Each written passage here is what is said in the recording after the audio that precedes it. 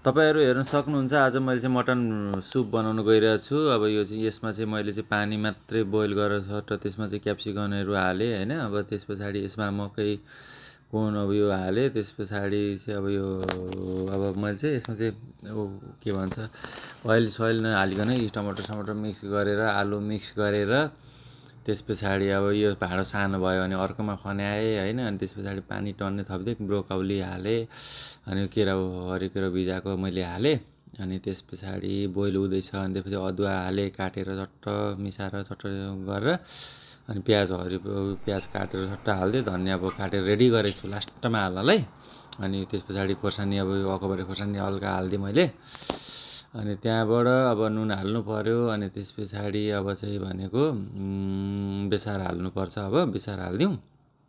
अनि त्यसपछि चाहिँ अब अलिकति थोरै ब्ल्याक पेपर अनि त्यसपछि चाहिँ अनि फेरि अनि चाहिँ यो पछाडि चाहिँ के हाल्ने भन्दाखेरि चाहिँ अब मिट मसला हाल्दिउँ ल। त्यो हाल्दिउँ अनि हालिसकेपछि चाहिँ अब एकछिन हामी पाक्न दिन्छौँ। हामी लगभग 30 मिनट्स मोर देन 30 मिनट्स पाक्न दिइसक्छौँ। हामी मजाले बोइल गर्छौँ। अनि बोइल भइसकेपछि चाहिँ फेरि तपाईँको अनि धनिया सट्ट हाल्दिउँ। लगभग यो रेडी भइसक्यो हैन। यस्तो मजाले उम्लिरहेको छ हेर्नुहोस् त ल। अनि यो चाहिँ भनेको कस्तो भने हेल्दी के अब तपाईँको ओइल अब हामीले त पुरै गरेर अरू धेरै मसलाहरू धेरै थरी मसला पनि नहालिकन बनाइरहेको छौँ। अब हामी खान्छौँ।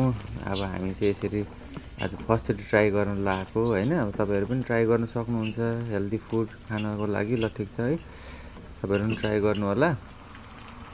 अनि आई होप तपाईँहरूले मेरो भिडियो हेरेर इन्जोय गर्नुभयो होला। लाइक सब्सक्राइब गरिदिनु होला मेरो च्यानललाई, भिडियोलाई लाइक गरिदिनु होला ल। अब हामी चाहिँ अब खानालाई रेडी हुँदैछौँ। यति भन्दै हस् त बाई नमस्ते। फेरि भेट्नेछौँ हामी अर्को भिडियोमा है त गाइज। इन्जोय गर्नु होला तपाईँहरू पनि है।